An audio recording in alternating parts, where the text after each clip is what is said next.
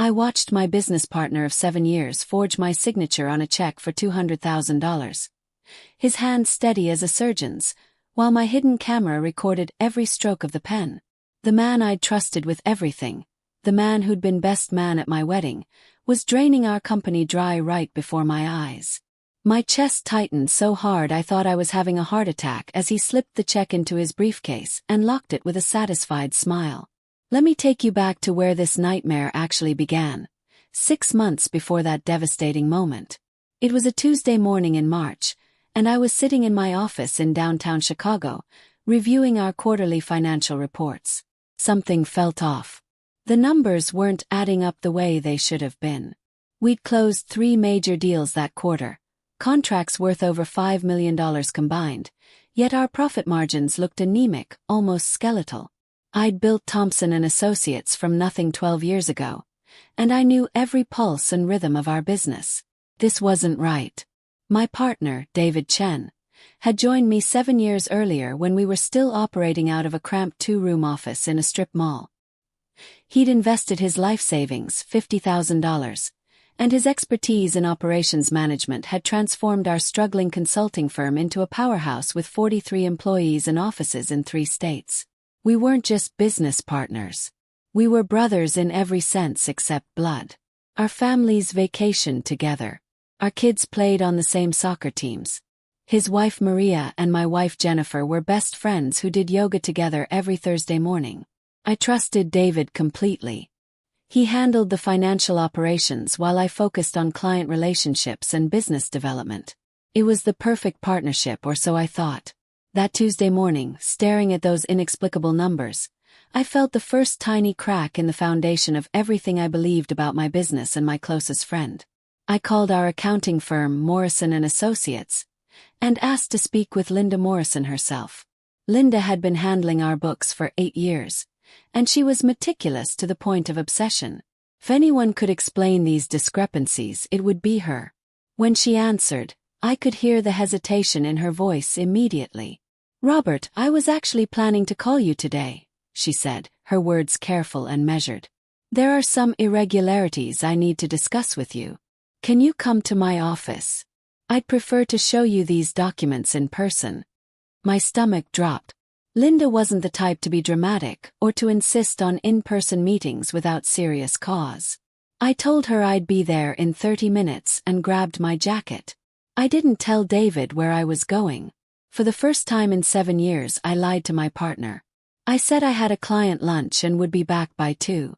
Linda's office was a converted Victorian house in Lincoln Park, all dark wood and leather chairs that smelled of old books and furniture polish. She met me at the door herself instead of having her receptionist show me in, another sign that something was seriously wrong. We went directly to her private office, and she closed the door behind us, something she'd never done before.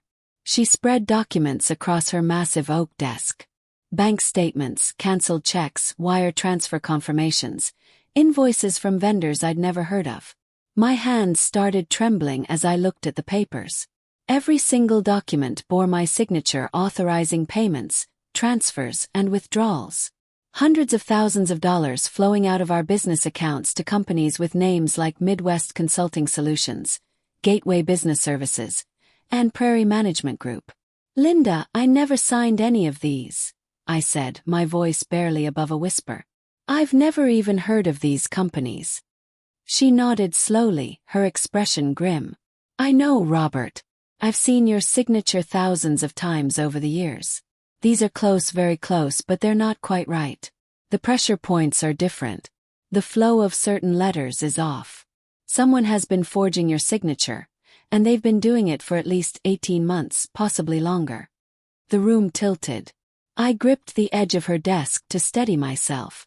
18 months. Someone had been systematically stealing from me for 18 months, and I'd noticed nothing.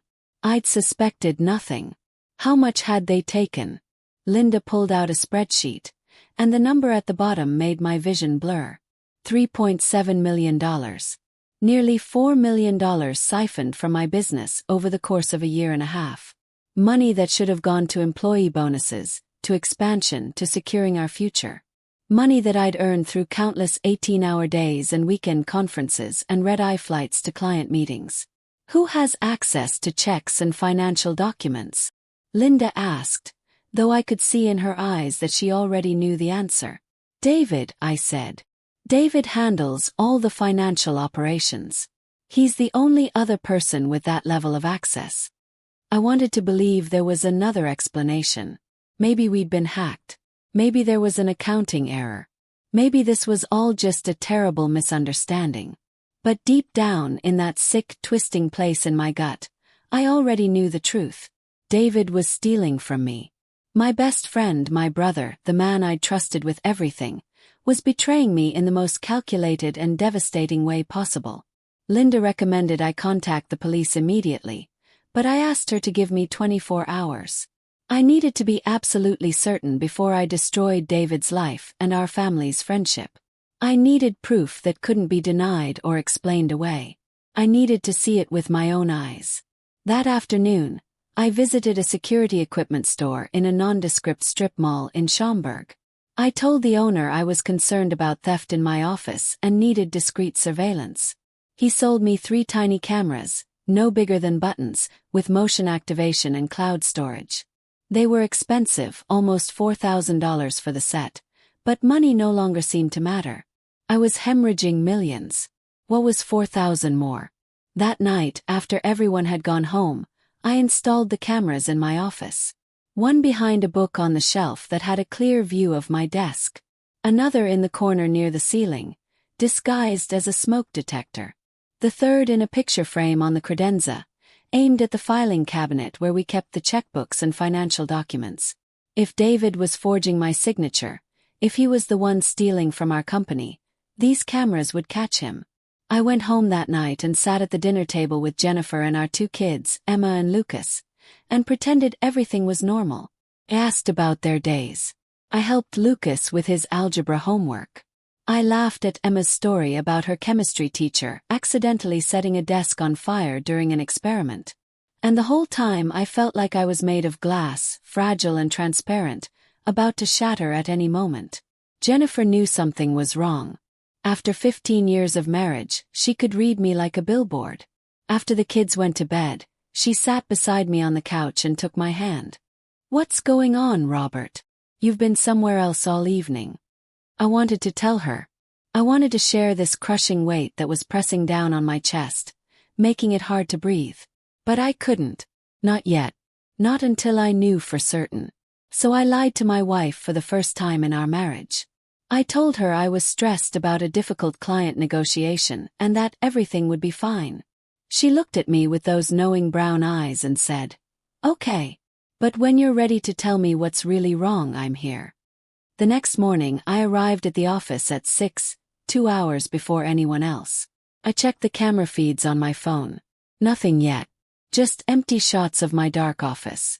I tried to work, tried to focus on client proposals and contract reviews, but my mind kept circling back to those forged signatures and that devastating number. $3.7 million. David arrived at 8, his usual time, carrying 2 cups of coffee from the Starbucks down the street. He knocked on my door with his elbow, balancing both cups, and gave me his familiar wide grin. "Morning, partner. Brought you a double-shot vanilla latte extra hot, just the way you like it." I took the coffee and thanked him, studying his face for any sign of guilt or deception. Nothing. He looked exactly like he always did. Friendly, open, genuine. We talked about the Bulls game from the night before, about his daughter Sophie's upcoming piano recital, about a potential new client we were courting. Everything was normal. Everything was exactly as it had always been. How could he do this? How could he sit here drinking coffee with me, chatting about basketball and family, while he was systematically destroying everything we'd built together? The cognitive dissonance was staggering. Over the next 3 weeks, I watched those camera feeds obsessively. I checked them every few hours on my phone, desperate for evidence, for confirmation of what Linda's documents had already proven. I saw cleaning crews vacuuming the carpets at night. I saw David working late on his laptop. I saw myself sitting at my desk during the day, taking calls and reviewing contracts. Nothing. No smoking gun. No moment of betrayal caught on camera. I started to wonder if I'd been wrong, if maybe there was some other explanation I hadn't considered. Maybe the cameras weren't working properly. Maybe David was too smart to do anything obvious in my office. Then, on a Wednesday afternoon in late April, I got the notification on my phone. Motion detected in my office. But I wasn't in my office. I was across town at a client meeting, a pitch for a potential contract worth $800,000. I opened the camera app with shaking hands. David was in my office. He was sitting at my desk, which wasn't unusual. We often used each other's spaces when one of us was out. But then he opened my bottom drawer, the one where I kept the business checkbook, the one that was supposed to be locked. He pulled out the checkbook and opened it to a blank check. My heart stopped. I watched him pull out a document from his briefcase, some kind of invoice or statement. He placed it next to the checkbook and picked up a pen. My pen. The Mont Blanc Jennifer had given me for our 10th anniversary. And then, with practiced precision, he began to write a check. He filled in the payee line. Midwest Consulting Solutions. The amount. $200,000. And then, with steady, confident strokes, he forged my signature. I sat in my car in that client parking lot, my hands gripping the steering wheel so hard my knuckles turned white, watching my best friend betray me in real time. The check took him maybe 90 seconds to write. He'd done this so many times that it was routine now, mechanical. He tore the check from the book, slipped it into his briefcase, returned the checkbook to the drawer, and left my office without a trace of concern on his face. I have never felt rage like that before. It was a physical thing, hot and acidic, burning through my chest and up my throat. I wanted to drive back to the office immediately and confront him. I wanted to grab him by his expensive tie and demand answers. I wanted to know why. Why would he do this to me? To us? To our families? What had I done to deserve this betrayal? But I didn't go back to the office.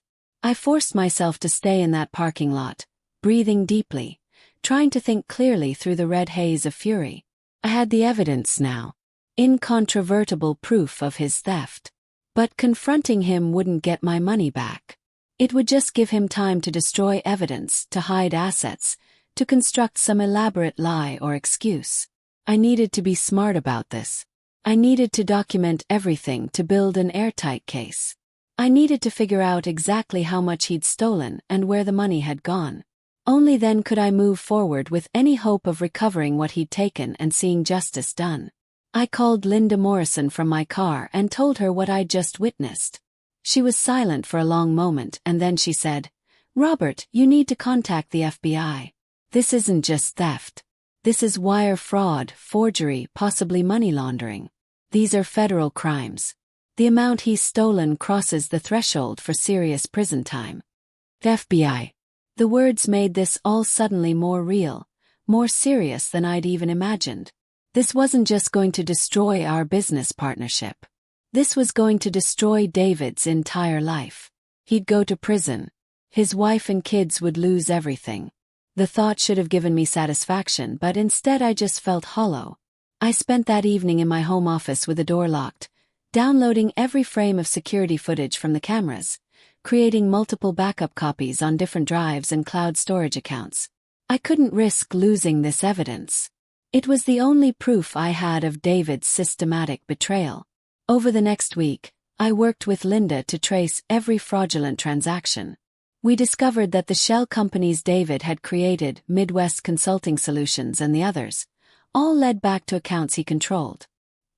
He'd been essentially writing checks to himself, using fake business names to disguise the theft. The money had gone into offshore accounts in the Cayman Islands, then been transferred to investment accounts and real estate purchases.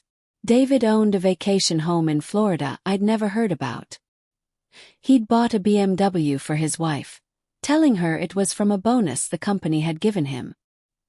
He'd purchased a boat and docked it at a marina in Lake Geneva, Wisconsin. All with my money. All while looking me in the eye every day and calling me his best friend. The most painful discovery came when Linda showed me the dates of the transfers. The theft had begun exactly 2 months after David's mother died of cancer.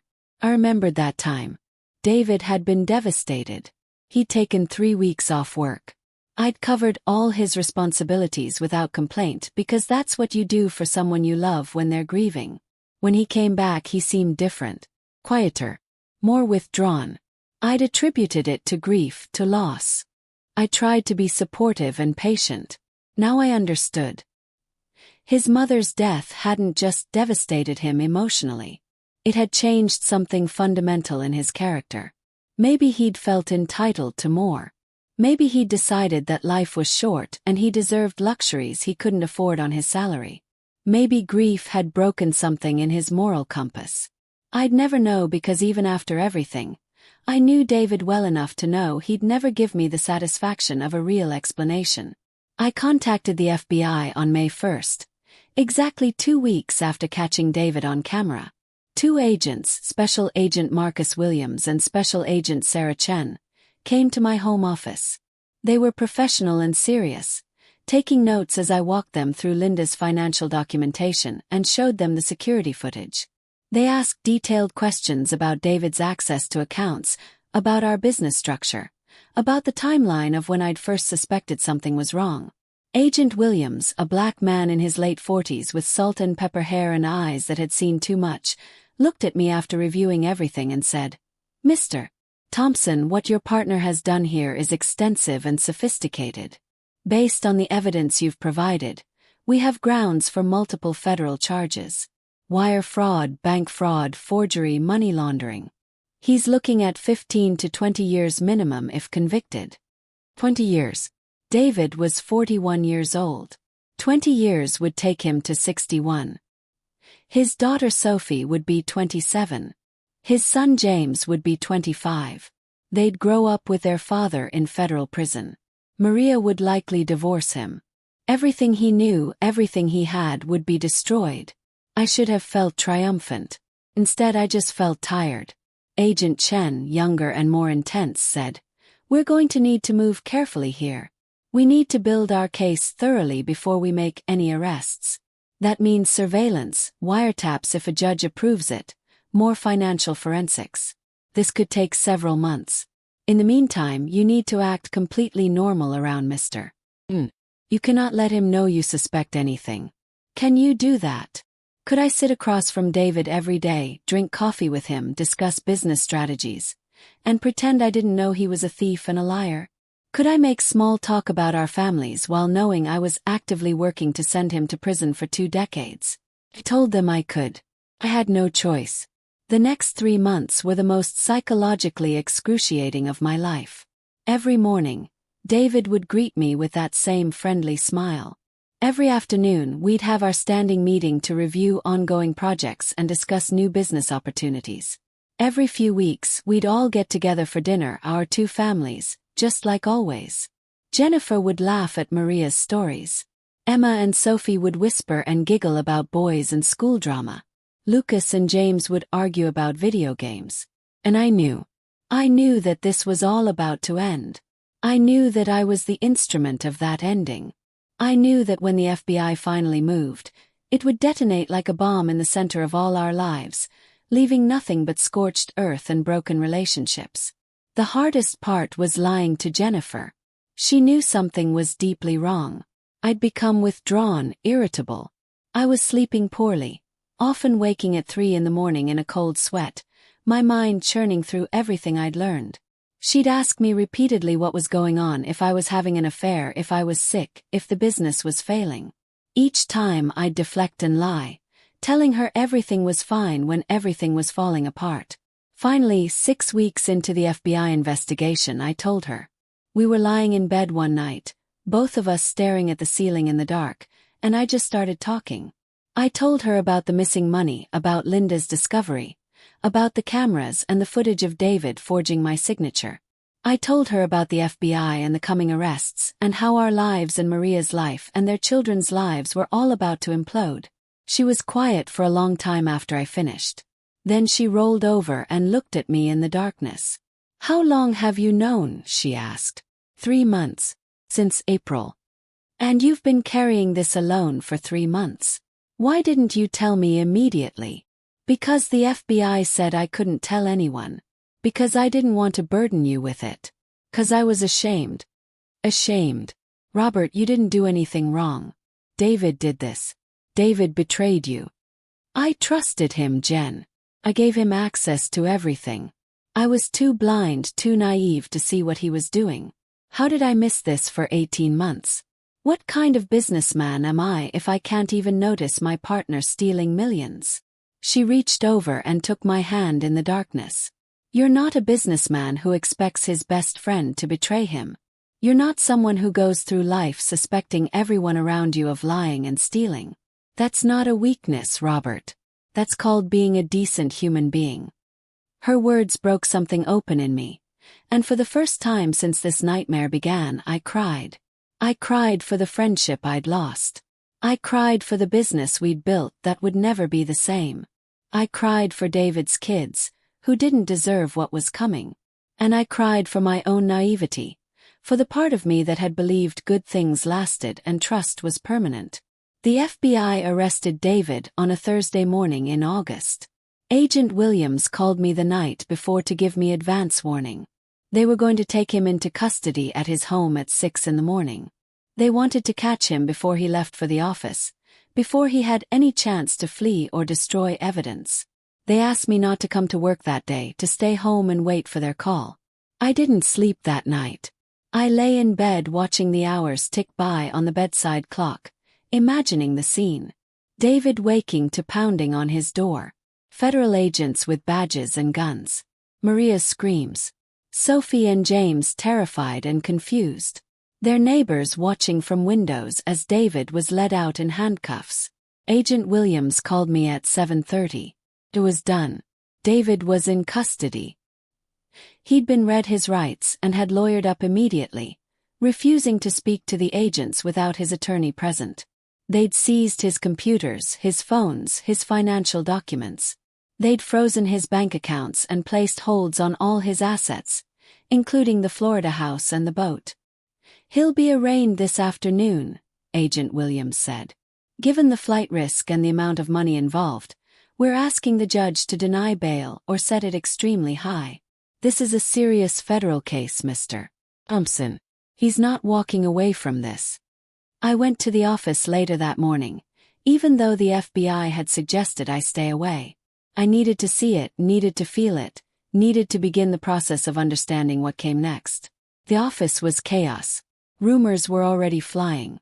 Some employees had heard about the arrest. Others knew nothing. Everyone was scared and confused. I called an all-staff meeting for 11 o'clock in our main conference room. All 43 employees crammed in, some sitting, some standing along the walls. They looked at me with expectant, worried faces. These were people with mortgages and families and bills. They needed to know if their jobs were secure, if the company would survive this. I told them the truth. I explained that David had been arrested for stealing from the company, that the FBI was involved, that this was a serious federal case. I told them I was working with attorneys and accountants to assess the full extent of the damage and determine the company's financial health. I promised them I would do everything in my power to protect their jobs and keep the business running. David Chen betrayed me, I said, my voice cracking slightly. He betrayed all of us. But we built something good here. We have strong client relationships and talented people. This company is more than one person's crimes. We're going to get through this together. I don't know if I believed it, but I needed them to believe it. The arraignment happened that afternoon. David appeared before a federal magistrate judge in downtown Chicago. He pleaded not guilty to all charges. His attorney, a high-priced criminal defense lawyer named Richard Graves, argued that David was not a flight risk, that he had deep roots in the community, that his family was here. He requested David be released on a reasonable bail. The federal prosecutor countered that David had access to significant offshore accounts, that he demonstrated a pattern of sophisticated financial deception, that he posed an extreme flight risk. She requested he be held without bail pending trial. The judge compromised. He set bail at $2 million. David would need to put up his house as collateral and submit to electronic monitoring. He'd be confined to his home except for meetings with his attorney and required court appearances. Maria posted bail using their house. David came home that night to a different life than the one he'd left that morning. He couldn't leave without permission. He couldn't access any of his accounts. He couldn't work. He couldn't do anything except wait for his trial and try to avoid prison. I heard through mutual friends that Maria was standing by him, at least publicly.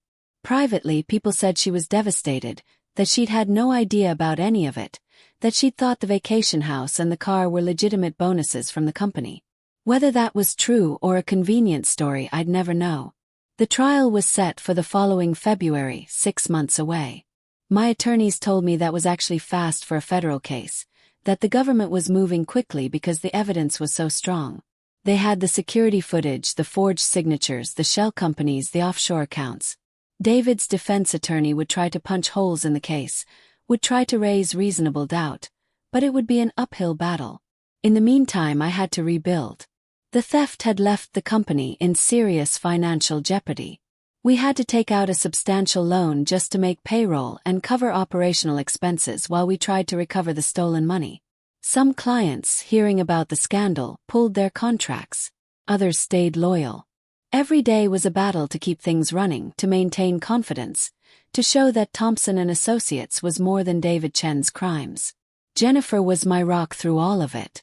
She stepped in to help with the financial management, using her background in accounting from before the kids were born. We hired a new operations manager, a woman named Patricia Liu who'd worked in corporate consulting for 15 years and had impeccable references. Slowly, painfully, we began to stabilize. The moment I'd been dreading finally came in October. I ran into Maria at the grocery store. She was in the produce section, examining apples, and I saw her before she saw me. For a brief second, I considered turning around and leaving, avoiding the confrontation entirely. But that was cowardly. I owed her a conversation, even if it would be brutal. I walked over. Maria. She looked up, and the expression on her face was devastating. It was hurt and anger and confusion all mixed together. Her eyes were red, like she'd been crying recently. "Robert," she said quietly. We stood there in the produce section of a Whole Foods, two people whose lives had been intricately connected for 7 years, now separated by an unbridgeable chasm of betrayal and consequences. "How are Sophie and James?" "Yes." "How do you think they are, Robert?" "Their father's been arrested. He's facing 20 years in federal prison. Their friends' parents won't let them come over anymore because they don't want their kids associating with a criminal's family. Sophie cries herself to sleep every night. James won't talk to anyone. They're devastated." Her words hit me like physical blows. "Maria, I'm so sorry. I never wanted this for them." "But David made a terrible mistake," she interrupted. "He did something wrong and he knows it. But did you have to go to the FBI? Did you have to try to destroy his entire life? Couldn't you have worked something out privately? He would have paid you back." The audacity of her statement took my breath away. "He stole almost $4 million, Maria. $4 million. Over 18 months. This wasn't a mistake or a moment of weakness. This was systematic, calculated theft. And paid me back with what? Everything he has, he bought with my money." "We're going to lose our house," she said, tears streaming down her face now. "Everything we've built, everything we've worked for. The kids are going to grow up with nothing because you couldn't find it in your heart to show mercy." I wanted to scream at her. I wanted to shake her and make her understand that I wasn't the villain here. David had made these choices. David had stolen and lied and betrayed everyone who trusted him. I hadn't done this to their family. He had. But looking at her tears, at the absolute devastation in her eyes, I couldn't find the words. "I'm sorry for what David's choices have cost you and the kids," I said finally. "I truly am. But he didn't just steal money, Maria. He stole years of work, years of trust. He betrayed everything we built together. And if I'd let him get away with it, what would that say? That crime pays. That you can betray your closest friend and face no consequences. She wiped her eyes. I hope you can live with yourself, Robert. I hope destroying our family gives you what you need. She walked away, leaving her cart right there in the produce section, and I stood alone surrounded by perfectly stacked pyramids of fruit, feeling like the worst person alive even though I'd done nothing wrong. Have you ever had to make a choice between justice and mercy, knowing that either decision would haunt you forever? That's the position I was in. Every day I questioned whether I'd done the right thing. Should I have handled this privately? Should I have given David a chance to return the money and walk away quietly? Would that have been the better, more compassionate choice? But then I'd remember watching him forge my signature, the casual ease of it, the practiced precision that spoke to dozens or hundreds of times before. I'd remember the offshore accounts and the vacation house and the boat. I'd remember that he'd looked me in the eye every single day for 18 months while systematically robbing me blind. And I'd know that letting him walk away would have been wrong, would have been a betrayal of everything I believed about accountability and consequences. The trial began on February 14th, Valentine's Day. The irony wasn't lost on anyone. A trial about betrayal beginning on a day meant to celebrate love and partnership. I attended every day of the trial. I sat in the gallery, usually alone, watching as the federal prosecutors methodically laid out their case. They showed the security footage. Every person in that courtroom watched David Chen sit at my desk and forge my signature. They presented the financial records, the trail of money flowing from our company accounts through shell companies and into David's offshore accounts.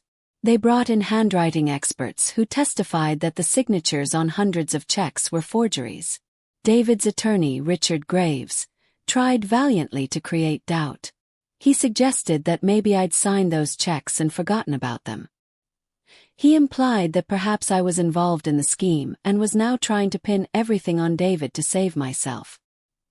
He argued that the offshore accounts could have been set up for legitimate business purposes. But his arguments rang hollow against the weight of evidence. The prosecution called me as a witness on day 4. I sat in the witness box, raised my right hand, and swore to tell the truth. The prosecutor, Assistant U. Attorney Michelle Rodriguez, walked me through the discovery of the theft, my decision to install cameras, the footage of David forging my signature. I testified for 3 hours, answering questions about our partnership, about the level of trust I'd placed in David, about the devastating impact his theft had on the business and on my life. When Richard Graves cross-examined me, he tried to make me seem vindictive and vengeful.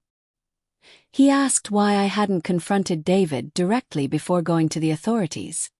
He asked if I was motivated by anger rather than justice. He asked if I'd ever considered that David might have had legitimate reasons for the transactions. I looked directly at David for the first time during the trial and answered. I installed those cameras because I hoped I was wrong. I desperately wanted to be wrong. When I saw him forge my signature, when I saw proof that my best friend was stealing from me, I was devastated. But I went to the FBI because it was the right thing to do. Not because I wanted revenge, but because what he did was criminal. He didn't just steal money.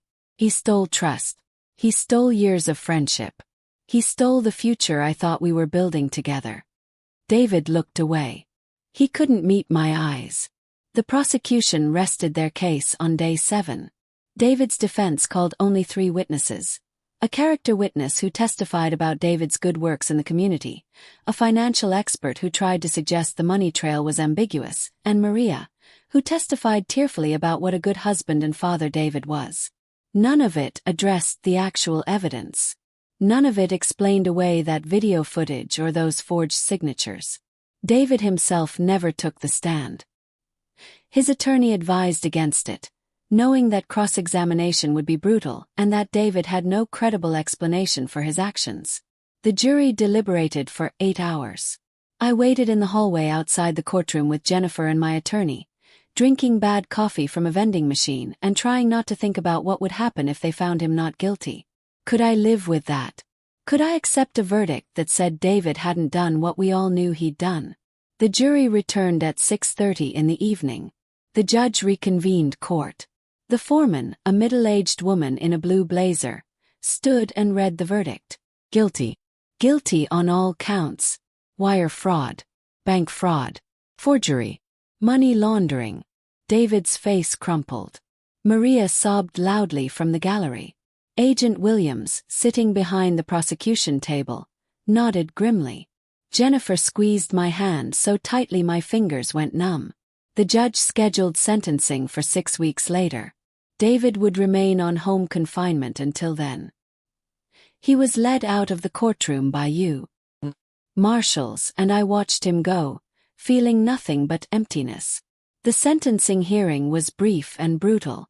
The judge heard statements from the prosecution about the severity of the crimes and the need for deterrence. Richard Graves argued for leniency, pointing to David's previously clean record and the impact on his family. The judge allowed David to speak. David stood, his voice shaking, and said, "I made terrible choices. I betrayed someone who trusted me. I destroyed my family's life and caused immeasurable harm. I have no excuse and no real explanation for why I did what I did. Sorry. That word feels completely inadequate, but I'm so sorry." He didn't look at me when he said it. Maybe he couldn't. Maybe I was too painful to face. The judge sentenced him to 18 years in federal prison. With good behavior, he might serve 15. He'd be almost 60 when he got out. His children would be adults. His wife would have moved on. Everything he knew would be gone. As the marshals led him away to begin his sentence, I felt a complicated tangle of emotions. Relief that it was over. Sadness for the friendship that had died. Anger that he'd forced this outcome with his choices. And guilt, persistent and gnawing, about my role in what happened to his family. In the year since the trial, I've slowly rebuilt Thompson and Associates. We've recovered about 40% of the stolen money through asset seizures and the sale of David's properties. The rest is gone, spent, or hidden somewhere we'll never find it. We've hired new staff, secured new clients, and established new financial controls to ensure nothing like this ever happens again. Patricia has been exceptional as operations manager, bringing a level of professional skepticism that I now realize was missing with David. Jennifer and I are stronger than ever. Our marriage tested by the lies and stress of that terrible year and somehow emerging more solid. Emma is applying to colleges. Lucas joined the debate team. Life goes on. But I still think about David every day. I think about what drove him to betray me. I think about whether I could have handled things differently. I think about Sophie and James growing up with their father in prison. I think about Maria's accusation in that grocery store. About whether I destroyed their family or whether David did that himself through his choices. I've had to make peace with the fact that I'll never have satisfying answers to any of those questions. I did what I believed was right. I pursued justice instead of covering up crimes. I refused to be a victim who stayed silent. But doing the right thing doesn't mean you get to feel good about it. Sometimes the right thing costs everyone involved more than anyone expected to pay. The cameras are still in my office. I've never removed them. They're a reminder, I suppose. A reminder that trust is fragile. That people aren't always who they seem. That betrayal can come from the last person you'd ever suspect. Some people think that's cynical, that it represents a damaged worldview. Maybe they're right. But I know what I know. I've seen what I've seen. Would I do anything differently if I could go back? I don't know. If I'd confronted David directly after discovering the theft, would he have stopped? Would he have returned the money and saved himself from prison? Or would he have just gotten better at hiding it? If I'd pursued a private settlement instead of criminal charges, would the outcome have been better for everyone involved? Or would I just be teaching him that crime pays as long as you don't get caught publicly? These questions circle endlessly in my mind, especially late at night when I can't sleep. I replay that moment in Linda Morrison's office when I first saw those forged signatures. I replay the decision to install cameras instead of confronting David immediately. I replay the phone call to the FBI. Each decision was a fork in the road, and I chose the path that led to David spending the next 15 years in a federal prison cell. Jennifer tells me I need to stop torturing myself with what She says David made his choices and I made mine, and that dwelling on alternate outcomes helps no one. She's probably right. She usually is. But knowing something intellectually and feeling it emotionally are two very different things. The business community in Chicago has largely rallied around me. People understand that I was a victim, that I did what anyone would do when discovering such massive fraud. Several other business owners have reached out to share their own stories of betrayal by partners or employees, stories they'd kept quiet out of shame or fear of looking foolish.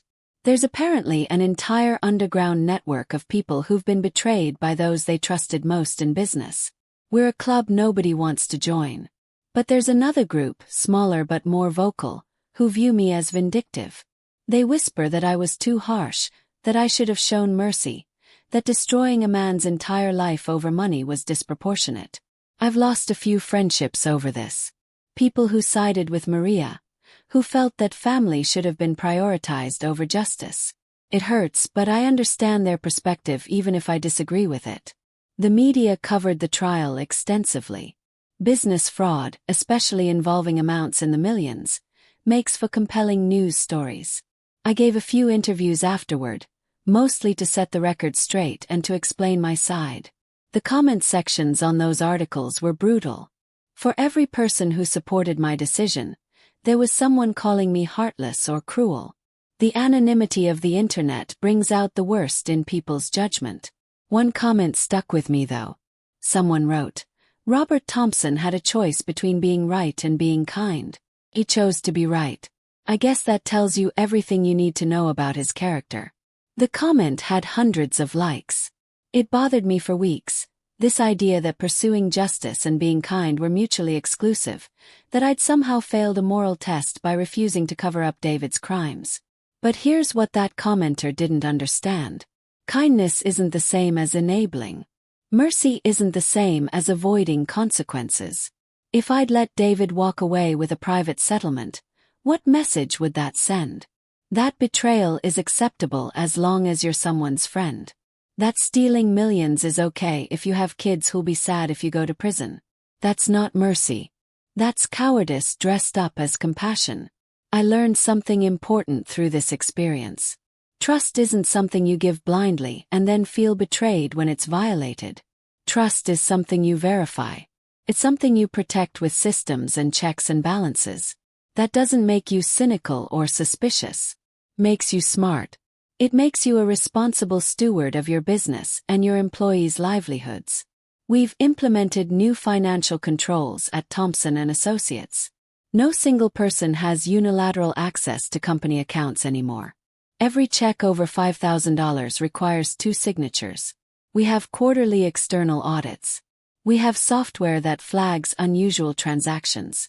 Some people might see these measures as evidence that David's betrayal broke something in me, made me unable to trust. I see them as lessons learned at tremendous cost. Patricia, our new operations manager, has been instrumental in rebuilding the company culture. She's transparent about finances in a way David never was. She holds regular meetings where she walks the entire staff through our financial health, our profit margins, our growth projections. She's created an environment where questions are welcomed and secrecy is eliminated. It's a stark contrast to the way David operated, and it's made everyone more invested in the company's success. We're actually doing better now than we were before David's arrest, at least in terms of client relationships and employee morale. The theft and trial forced us to evaluate every aspect of how we do business, and we've emerged leaner and more efficient. We've closed several major contracts this year, including a $3 million deal with a pharmaceutical company that represents our largest single client. We're hiring again. We're growing. Life, as they say, goes on. But the personal toll remains. Emma asked me a few months ago if I missed David. We were driving home from her volleyball game, just the two of us, and she asked it out of nowhere. I thought about lying, about giving her some simple answer that would make sense to a 17-year-old. But she deserved the truth. Every day, I told her. I miss the David I thought I knew. I miss my friend. But that person either never existed or stopped existing somewhere along the way. The man who stole from me, who lied to my face for 18 months, who forged my signature with such practiced ease that it clearly wasn't his first time. I don't miss that man. I'm angry at that man. But I grieve for the friendship I thought we had. She was quiet for a while, processing. Then she said, "Do you think people can change that much? Like, do you think he was always capable of doing what he did? Or do you think something in him broke?" It's the same question I've asked myself 1,000 times. Was David always morally compromised, and I just missed the signs? Or did something in his life, maybe his mother's death or financial pressures I wasn't aware of, push him across a line he never thought he'd cross? I don't know. I'll probably never know. I think people are capable of things they never imagined, both good and bad, I told Emma. I think circumstances can reveal character or change it. I don't know which it was with David. Maybe both. The most unexpected consequence of all this has been the impact on my relationship with my own children. Emma and Lucas have watched me navigate this betrayal with what nFor calls remarkable grace, though I'm not sure I agree with her assessment. They've seen me hurt and angry and struggling with difficult decisions. They've seen me choose what I believed was right even when it was hard and when it cost me friendships and peace of mind. Lucas told me recently that what happened with David changed how he thinks about trust and friendship. He's more careful now about who he lets close. He asks more questions. He's less naive. Part of me mourns the loss of his innocence, the easy way he used to trust people. But another part knows that healthy skepticism isn't cynicism, it's wisdom bought at someone else's expense. I got a letter from David 3 months ago. It was forwarded through his attorney since I'd made it clear I didn't want direct contact. The letter was handwritten, 5 pages long, and I read it alone in my office late one night after everyone had gone home. He wrote about prison life, about the reality of being surrounded by violent offenders and career criminals when you're a white-collar criminal who stole money rather than hurt people physically.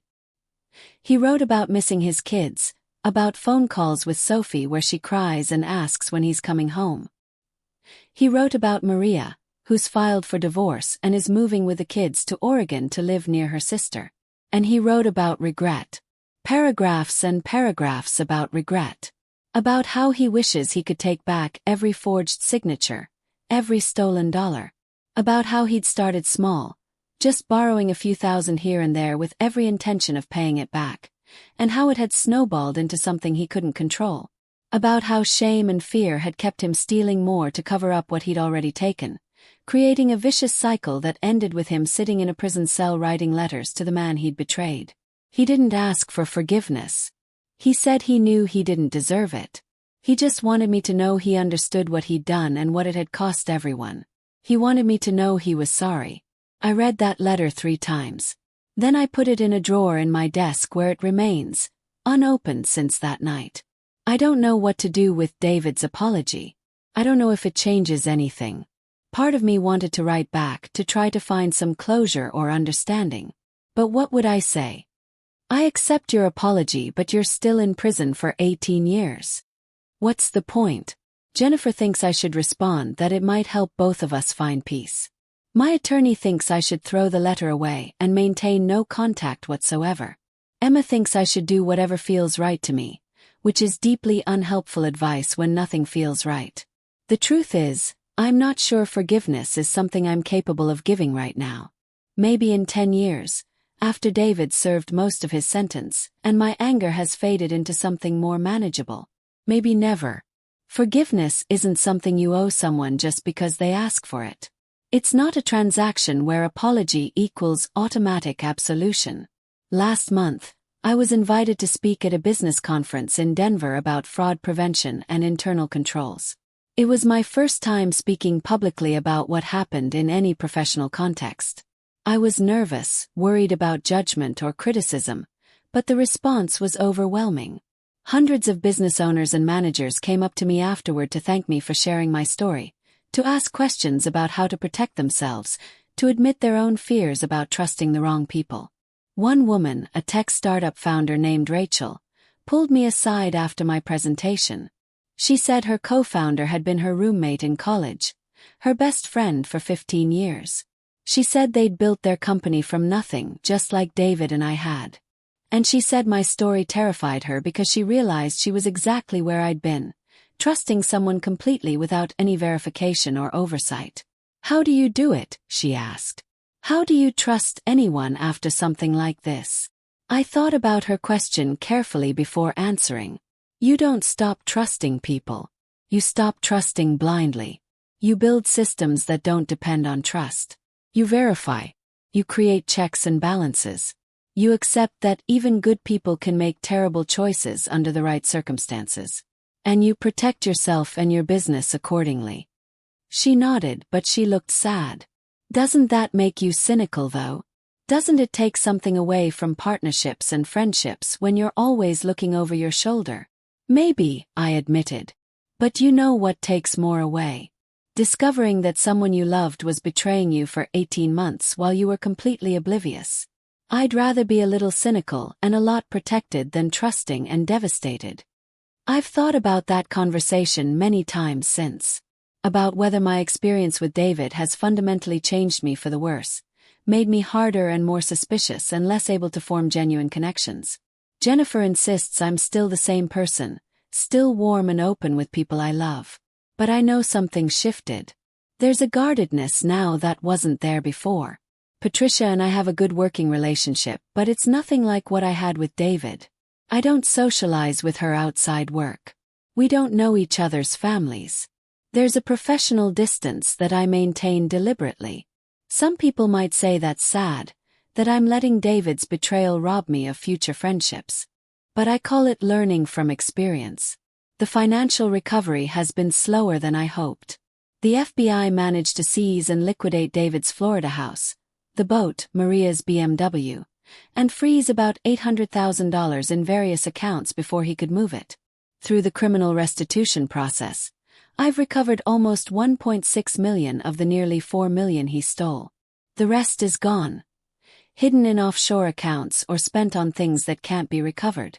My insurance policy, specifically our fidelity bond that covers employee theft, paid out $500,000, though they fought the claim initially. They argued that David was a partner, not an employee, and therefore not covered. We had to get attorneys involved and threaten a lawsuit before they agreed to pay. Even then, $500,000 barely made a dent in the losses. The financial strain forced me to take out personal loans, to refinance my house, to make hard decisions about which employees to keep and which to let go. We had to close our satellite offices in Indianapolis and Milwaukee, consolidating everything back to Chicago. 8 people lost their jobs as a result of David's theft. 8 families disrupted because of one man's greed. That weighs on me too. But we survived. The company survived. We're profitable again. We're growing again. In some ways, David's betrayal forced us to become stronger and smarter. But I'd trade all that strength and wisdom to go back to the way things were before I discovered what he'd done. I'd rather be naive and happy than experienced and damaged. I drive past David's old house sometimes. I don't do it intentionally. It's just on the route between my office and one of our major clients. The house sold eventually, bought by a young couple with 2 kids who have no idea about the tragedy that unfolded within those walls. There's a swing set in the backyard now. The garden that Maria meticulously maintained has been redone with different flowers. Life moved on without the Chin family. Sophie is apparently doing well in Oregon, according to mutual friends who've maintained contact with Maria. She's in therapy, working through the trauma of having her father suddenly removed from her life and imprisoned. James is struggling more, acting out in school, angry at the world. Maria is working 2 jobs to support them since all of David's assets were seized. The life insurance policy she thought they had was apparently purchased with stolen money, so it was invalidated.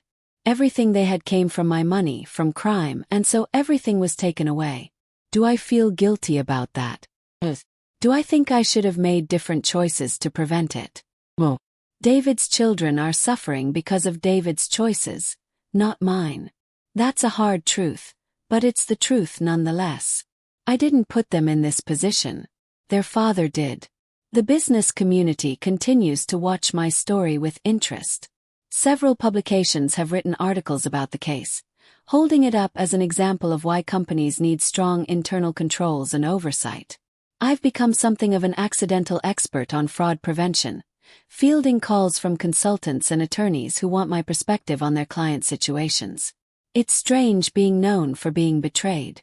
That's my claim to fame now in certain circles. That's Robert Thompson. His partner stole millions from him. Not that's Robert Thompson, successful business owner, or that's Robert Thompson, good father and husband. My identity has become intertwined with victimhood and betrayal in a way I never anticipated or wanted. But I try to use that platform for something positive. I push for better corporate governance standards. I advocate for mandatory forensic audits for companies over a certain size. I speak to business school students about the importance of trust but verify philosophies. If my pain can prevent someone else from experiencing the same betrayal, then maybe it means something. Emma graduates high school next month. She's been accepted to Northwestern, where she'll study business. She says she wants to understand what happened with David, wants to learn how to protect herself and others from similar situations. I'm proud of her for turning our family tragedy into motivation, but I also worry that she's choosing this path for the wrong reasons. Don't let what happened with David define your entire career, I told her recently. There's more to business than fraud prevention and betrayal. She smiled at me, wise beyond her years. Dad, there's more to business than fraud prevention. But there's nothing wrong with understanding how to protect yourself and the people who depend on you. You taught me that. Suppose I did. Whether that's a good thing or not, time will tell. Lucas is different. He's chosen to go in an entirely different direction, talking about becoming a teacher or maybe a social worker. He wants nothing to do with business, wants no part of the world that produced someone like David Chen. I understand that impulse, even if part of me had hoped he'd eventually join Thompson and Associates and keep the legacy going. The business world makes people greedy, he said to me once. Look what it did to David. He had enough, but he wanted more. Money corrupts people. I tried to explain that it's not that simple, that plenty of people operate with integrity in business, that David's choices were his own and not inevitable byproducts of capitalism or corporate culture. But Lucas is 16, and at 16 everything is black and white, good and evil, simple and clear. I remember being that age and thinking I understood everything. Life has a way of teaching you how little you actually know. Jennifer has been my compass through all of this, pointing me toward true north when I lose my way. There were times during the investigation and trial when I wanted to give up, to sell the business and walk away from everything that reminded me of David's betrayal. She wouldn't let me. You built something good, she said. Don't let David's choices destroy what you created. That's letting him win twice. He stole your money. Don't let him steal your purpose too. She was right as usual. Selling would have been the easy path, the path of least resistance. Rebuilding was harder, required more courage and persistence. But it was the right choice. Thompson and Associates means something now beyond just profit margins and client contracts. It represents survival. It represents resilience. It represents the fact that one person's betrayal doesn't have to destroy everything you've worked for. The cameras are still in my office, still recording, still uploading to cloud storage. I review the footage sometimes, though there's never anything interesting on it. Just me working at my desk, taking calls, meeting with clients. Patricia occasionally comes in to discuss operational issues. Our new accountant stops by monthly to review financial reports together. Nothing nefarious. Nothing suspicious. Just the mundane reality of running a business with proper oversight and transparency. But those cameras remain as a reminder, a physical manifestation of the lesson David taught me at tremendous cost. Trust but verify. Hope for the best but protect against the worst. I wonder what David thinks about, sitting in his cell in the federal prison in Terre Haute, Indiana. Does he replay the moment he forged that first signature? Does he wish he'd stopped before it spiraled out of control? Does he hate me for turning him in, or does he understand that I did what I had to do? His letter suggested he understood, but letters can say anything. The truth of what David thinks and feels is locked away where I can't access it, Just like so much of our friendship turned out to be locked away from me even when I thought we were closest. The media has moved on to other stories, other scandals. The business community has absorbed the lessons and implemented new controls. Life has returned to something approximating normal. But for me, for Jennifer, for Maria and Sophie and James, for all the families touched by David's choices, normal is forever altered. We're all living in the after now, defined by what happened as much as by what we do next. I received word last week that David's appeal was denied. His conviction stands. His sentence stands. He'll serve his time, minus whatever good behavior credits he earns, and he'll emerge from prison in his late 50s, a convicted felon with no career prospects and a family that's moved on without him. That's his future now. That's what his choices bought him. Do I take satisfaction in that? No. I take no joy in David's suffering, in his children growing up without their father, in Maria struggling to make ends meet in Oregon. But I also don't regret the choices I made. Justice was served. A criminal was held accountable. The law worked as it should. Sometimes the right outcome still feels terrible. I've started working with a therapist, something Jennifer suggested months ago and I resisted until recently. Sarah Klein specializes in trauma and betrayal, and she's been helping me process the complicated tangle of emotions that come with having your best friend revealed as your worst enemy. She says what I'm experiencing is a form of grief, mourning the loss of a relationship and the version of reality I thought I was living in. You lost David twice, she told me in our last session. Once when you discovered his betrayal, and once when he went to prison. You're grieving both losses simultaneously while also being angry at him and feeling guilty about his family. That's a lot to carry. She's right. It is a lot. Some days I handle it better than others. Some days I wake up angry, furious at David for putting me in this position, for forcing me to be the bad guy who sent him to prison. Other days I wake up sad, missing my friend, wishing things were different. And some days I wake up feeling nothing at all, numb to the whole situation, just going through the motions of life. Klein says all of that is normal, that healing isn't linear, that I need to give myself permission to feel whatever I'm feeling without judgment. Easy to say, harder to do. I'm a person who likes solutions, who likes fixing problems and moving forward. But there's no solution to grief. You can't fix it. You can only move through it. The hardest moments come unexpectedly. A song that reminds me of a trip David and I took to a conference in San Francisco. The smell of the specific coffee he always ordered. Hearing someone laugh the way he used to laugh. These tiny triggers bring back the good memories, the times before I knew what he was doing, and for just a moment I forget. Then I remember, and it's like discovering the betrayal all over again. Emma asks me sometimes if I think David and I will ever reconcile. If someday after he's served his time we might rebuild some version of our friendship. I tell her I don't know, though the honest answer is probably not. Some betrayals are too fundamental, too devastating to recover from. The trust that allowed our partnership to flourish is gone, shattered beyond repair. Without trust, what would a friendship even look like? But I've learned not to speak in absolutes. Life has a way of surprising you, of taking paths you never anticipated. Maybe in 15 years, when David is released and enough time has passed for emotions to cool and perspective to develop, we'll have a conversation. Maybe we'll find some form of closure or understanding. Or maybe he'll walk out of that prison and I'll never see or hear from him again. Both futures are possible. What I do know is that I'm tired of being defined by what David did to me. I'm tired of being the betrayed partner, the victim, the cautionary tale. I want to be Robert Thompson, the successful business owner again.